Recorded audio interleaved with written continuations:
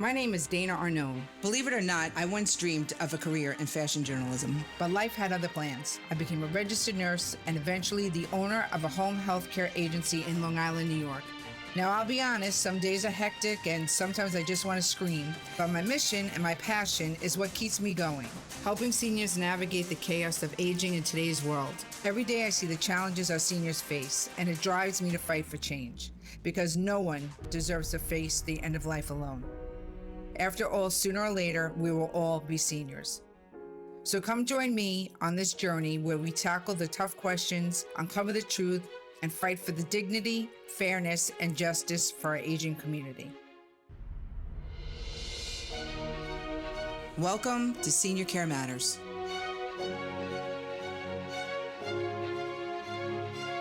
Welcome to Senior Care Matters. Today we're here with Senator Rivera. Born in Santurce, Puerto Rico, State Senator Rivera was elected in 2010 to represent the 33rd Senate District in the Bronx. In 2018, Senator Rivera was appointed chair of the Senate Health Committee, becoming the first person of color to lead the committee. In this role, he works with colleagues, stakeholders, and constituents to improve health outcomes, expand access to care, and to ensure a sustainable healthcare system for nearly 20 million New Yorkers. Throughout his legislative career, Senator Rivera has sponsored 71 bills that became law.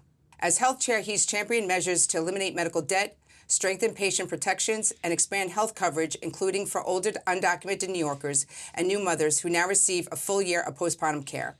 In 2021, he authored the bill creating the Opioid Settlement Fund, ensuring that hundreds of millions of dollars from state lawsuits against opioid manufacturers go directly towards prevention, treatment, recovery, and harm reduction programs.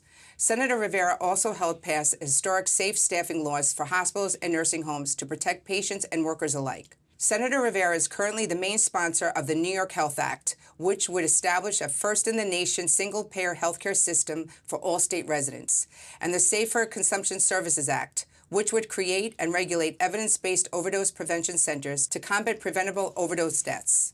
In 2019, Senator Rivera served as ranking member of both the Health and Crimes Victims Crime and Corrections Committee.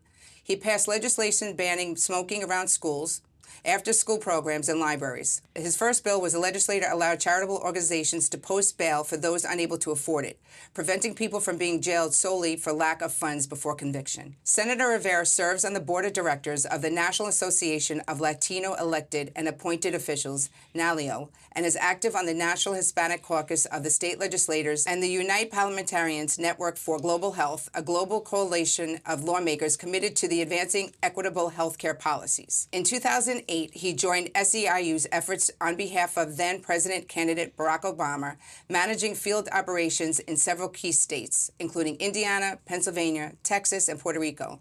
Later, he served as one of the directors in Florida for the Obama campaign. After the election, he returned to New York to become Director of Outreach for U.S. Senator Kristen Gillibrand. In addition to his public service, Rivera has worked in higher education as an adjunct professor at Pace University and Hunter College, teaching political science and sharing his experience in the government and advocacy. Rivera, after pursuing a PhD in political science, continues his lifelong commitment to social justice, health equality, and empowering his community through effective public service. Senator Rivera, thank you so much for being on Senior Care Matters today to talk about, something that is so important, home care. We know that over 700,000 New Yorkers are currently using the home care system, whether it's for in-home services or hospice care. And I know that your office works very hard on helping creating new policies and really looking at home care as a whole. So my first question, and where I really want to start, is what do you feel the issues are with home care as we see it today? Well, first of all, Dana, welcome to the Bronx. Oh, yes, it's been an adventure. Yes, it's been an adventure.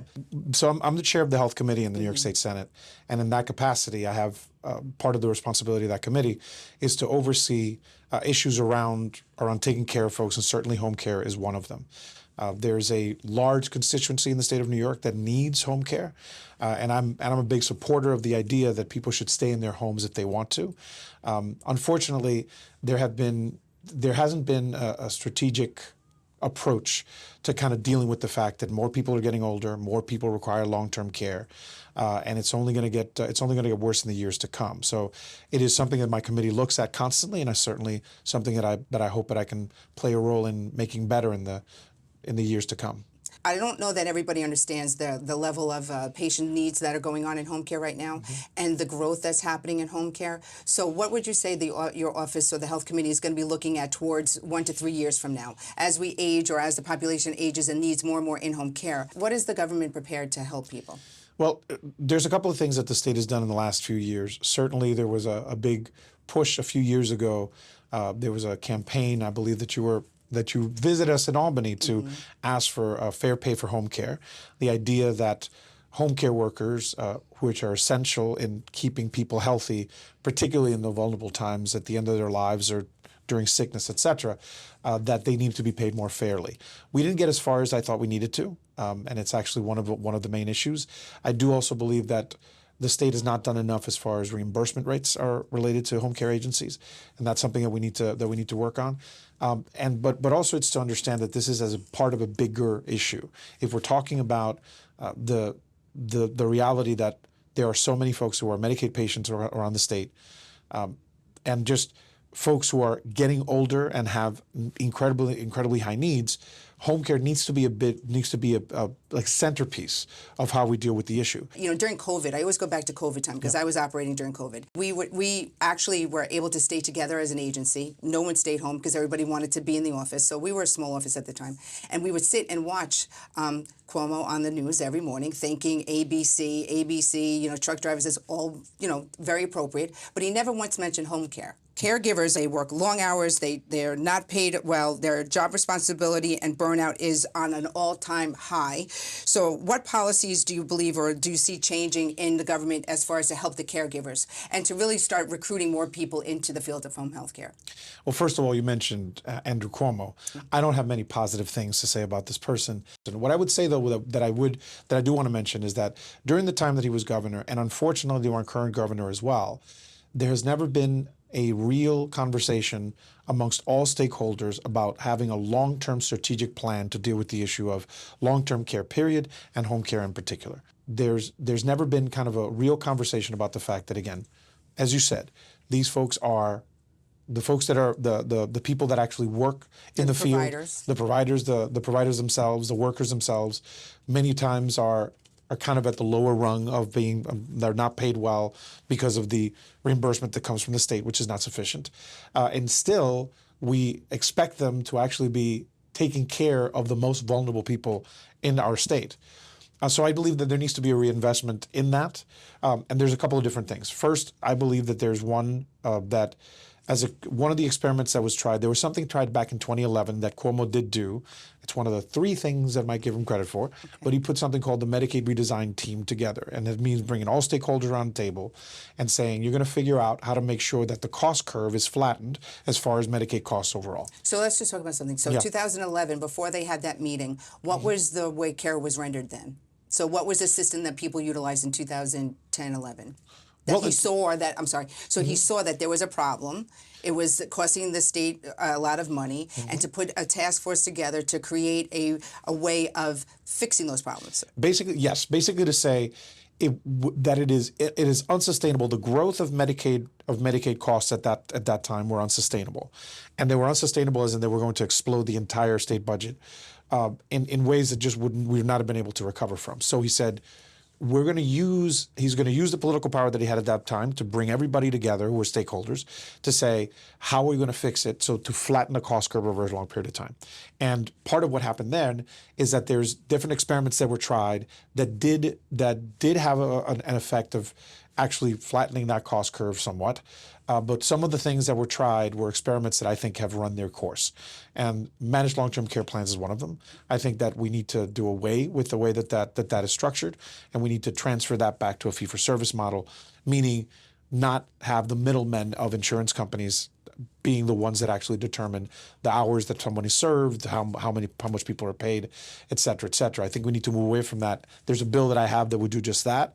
And if we did that, we would save hundreds of millions, if not billions of dollars. So that's certainly one of the things that we need to do. And I think that in the long term, we need to actually change. We should have a long conversation about how the entire system of healthcare is driven by the profit-driven motive at the core of the system. Unfortunately, makes it so that it is not about the patient at its core, but it is about profit at its core, particularly for insurance companies, which are my favorite. You've told me. And when I say that, I don't mean they're my favorite. I get it. Not fan. Not a fan because they are not in the business of providing care. But you're They're in talking the about business of private keeping your insurance. money. Indeed, Yeah. I'm in private money. But then even public insurance companies, that publicly owned insurance companies or nonprofit insurance companies, unfortunately, are stuck in the same system.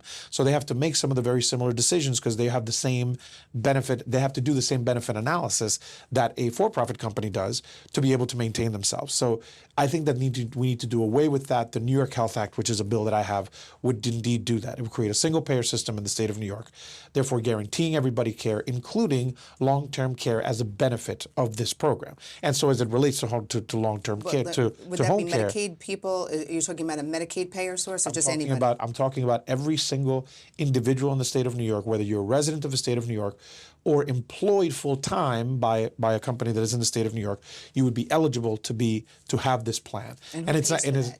Well, we all would, but we actually all would pay less.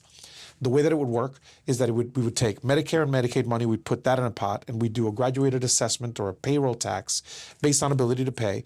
That basically means there's a study that was done just a few years ago that said about 95% of New Yorkers would pay less than they pay now. Why? Because it would cut back on administrative costs. We would be able to guarantee primary care for folks, so they'd be able to, instead of using emergency rooms for primary care, be able to identify other chronic conditions earlier. It would actually not only cost less, but be better conditions for them in their lives.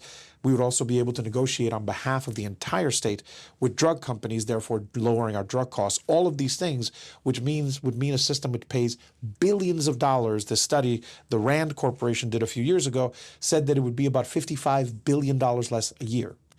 That is the type of thing that we need to do. And it would actually create a system in which every single person, you, me, an undocumented person, our governor, and everybody in between would be covered by the same system. Managed long-term care. Yes. So that is one of the payers for in-home services. Okay, so right now New York State has it where every individual that's on community Medicaid gets evaluated by NIA, New York State Assessment, which is the independent, impartial people that come out to evaluate you.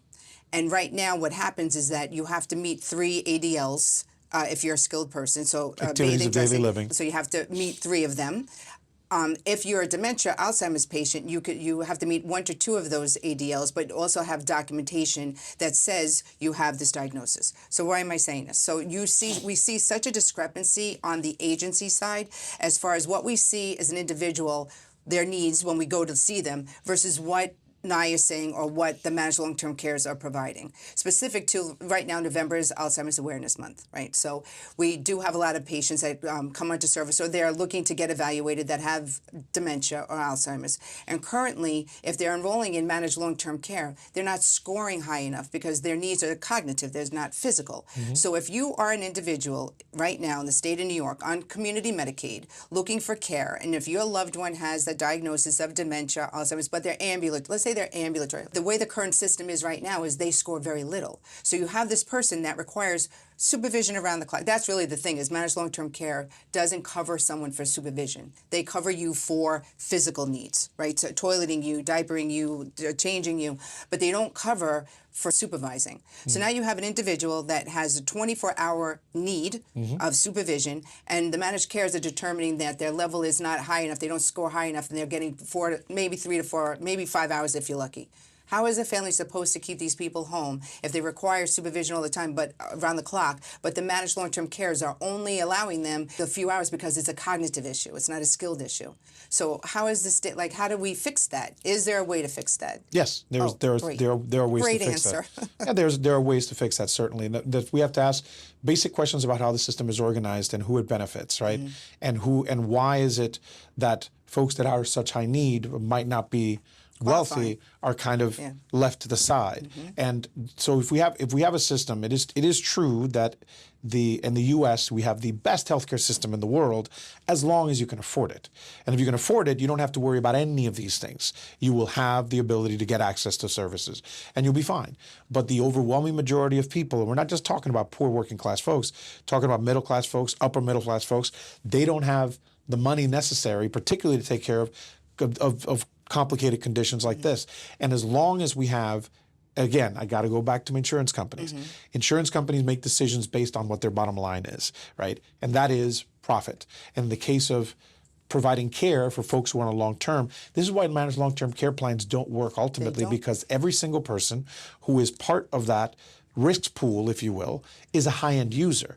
Whether it's somebody who needs 24-hour care or somebody else is at the lower end of the spectrum as far as how much care they need, they're not you or me, right? We require health care every now and then when we go for maintenance or what have you, get a test here, or we break a bone or what have you. But as opposed to somebody who's a long-term care patient, even low-end users are high-end users compared to everybody else, and the cost of that makes it so that that risk pool is completely unsustainable. Bottom line is, we know that people are getting older. We know people are going to get sicker. We know that unless we actually fundamentally change the way that the entire system is structured, we're not going to get good results out of this. Now, there are things that we can do on the way to doing that, on the way there. And I certainly have bills that would go in that direction. On the shorter term, which would still be 3 to 5 years, there needs to be a strategic approach to issues of long-term care broadly, home care certainly being one of the pieces of it. And for that, I believe that we need an executive that actually leads in that regard. I think that the governor needs to take these reins, whomever the governor is. In this case, the current governor, I believe that she needs to act proactively and aggressively to set up a strategic plan and address the concerns of long-term care, period. Also around issues of healthcare workforce shortages that exist right now. And you can tell me more about that. We're going to get to that one. Yeah. Thank you, Senator. We're going to take a short break. We'll be right back with Senior Care Matters. Body by Peter offers a premier at-home concierge service specializing in empathetic lymphatic massage and blood circulation enhancement. We provide a range of therapies, including red light therapy, wood therapy, body sculpting, and lymphatic detoxification. Our professional and compassionate approach ensures a rejuvenating experience in the comfort of clients' homes. Servicing Manhattan, Queens, and Long Island, New York. Call today, 516-509-3825. Every day, home health aides travel miles across our city to care for seniors who depend on them. But too often, long commutes and poor transportation keep them from reaching those who need the most. At All Things Home Care, we're changing that. By providing subsidized rides, we take the burden off caregivers so they can focus on care, not the commute. Because when caregivers are treated with dignity and respect, our seniors stay safe, cared for, and never alone. Join us in supporting the people who care for our loved ones. Learn more at allthingshomecare.org. We all say, today is the day that we tackle the organization of our homes. The day gets further and further away, but the job never gets smaller. We can take the headache out of planning and doing.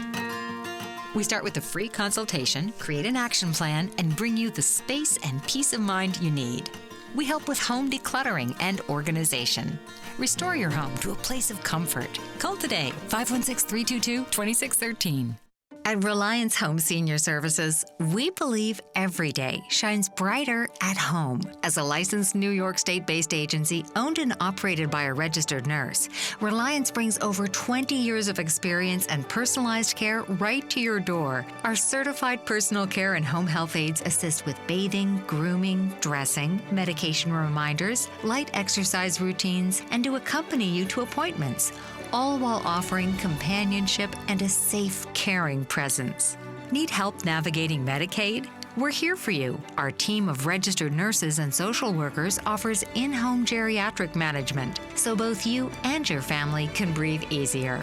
And with 24/7 on-call support, bonded and insured aides, and a custom plan of care crafted just for you, we bring peace of mind right into your living room. Reliance Home Senior Services, bringing comfort, independence, and trust home. Welcome back to Senior Care Matters. We are talking today with Senator Rivera about home care. Near to dear, and my passion in life is really talking about home care, and I'm not just saying it. When we're talking about barriers of home care, there's a long list of barriers of home care. Yep. I don't really think it matters whether it's the Bronx, whether it's Queens, whether it's Long Island or upstate New York. So let's talk about some of the barriers, specifically to staffing. Home care has always had staffing problems, right? We've never had enough aides to take care of the patients. Now what's happening, and I definitely want to talk about this, is the immigration status for people. So in home care, or a lot of different industries, we look towards immigrants to come and work with us. Right now what's happening is that with the immigration deportation, it's affecting home care, and I don't think people realize how much. So generally, I think so far, and at any given day, we have about 20 people, so I'm sure in other areas it's different, but we have about 20 people that apply every day. Out of those 20 people, only 3 probably don't have a revoked status.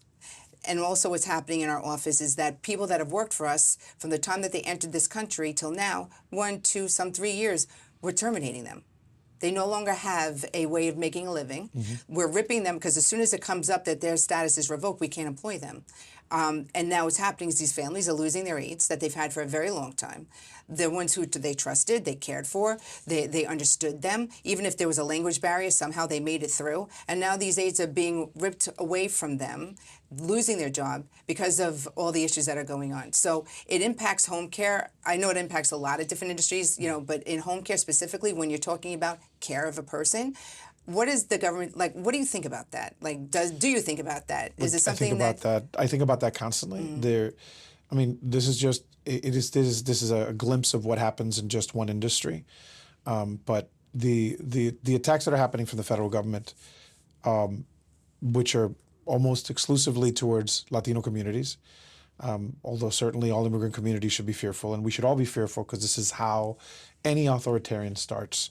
They pick at the most vulnerable and then they keep going. But to stick to the issue at hand as it relates to home care, what you're pointing out is that if you have a population who you employ, who the folks that are part of your workforce, who have different immigration statuses, there's a concern that they have right now and that their families have of whether they'll be able to just continue to be able to do any job. When you're talking about folks that might be home care workers who are living in neighborhoods like the ones that I represent right here, they might be too scared to get on a train or too scared to go home. Yeah. They were afraid to even come to the office. Yeah. When you're dealing with human care and you're having that family waiting for these aides, and then we're calling up and telling people that the aide's not coming. And let's think about the fact that many of these folks, if they don't have access to that level of care, they may get worse, which then means that they have to go into a nursing home, which is not only, they're going to be potentially worse off because if they're able to get home care and they don't have conditions that require them to get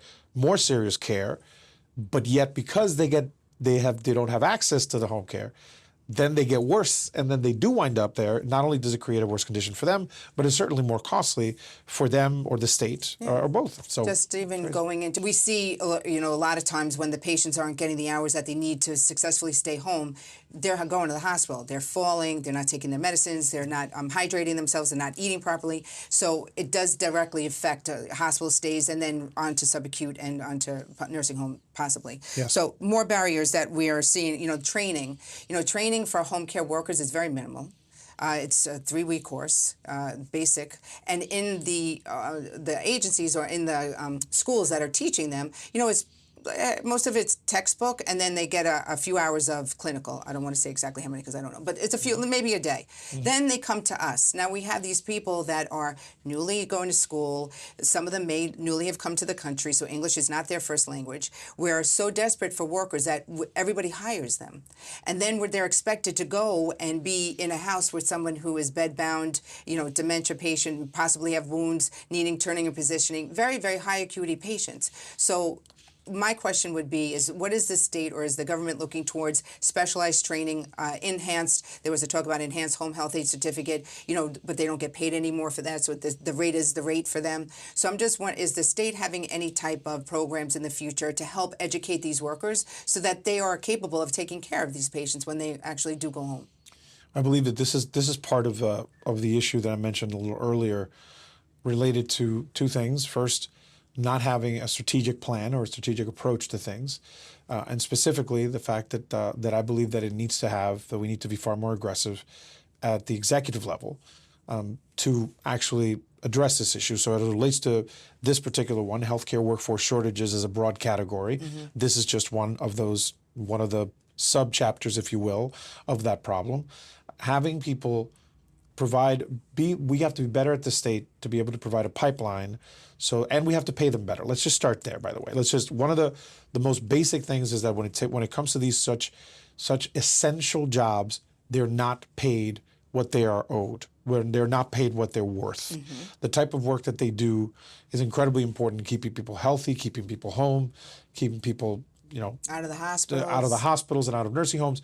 So it is essential. They're not paid what they're worth, and so a lot of folks don't stay in the career for long because if they can find an opportunity to make more money, they go. Because it is certainly not an easy job to do. But as far as training is concerned, we also have to focus on that, because we have to focus on providing people the opportunity to be able to do better in the job that they have, to be able to certainly to get paid better, but then to train to be able to continue to do that work and do it at a higher level, so that they can provide high quality care to people who need it, particularly most vulnerable folks. But agencies are not reimbursed for that. Right. So I'm saying again, correct, and I'm saying that that's one of the things that the state needs to think of as it. And again, one of the things that is important to point out here.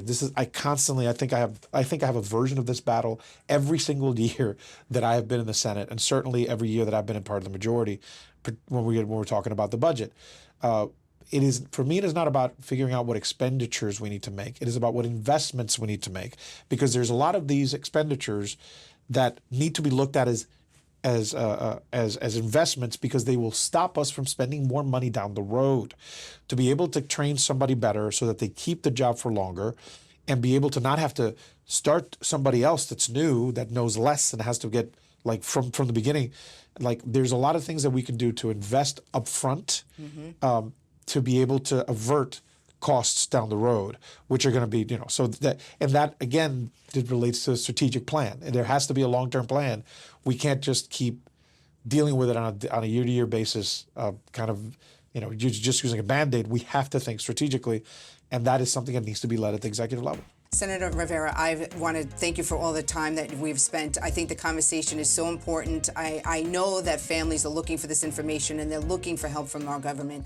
And, I really do believe that everybody's entitled to stay at home. I believe you do too. So I hope that we can come back and revisit this conversation and talk about some of the other issues in home care. You're right. Anytime you'd want to come over. Oh, thank you. I appreciate that. We'll see you next time. Thank you for watching Senior Care Matters. I'm your host, Dana Arnone.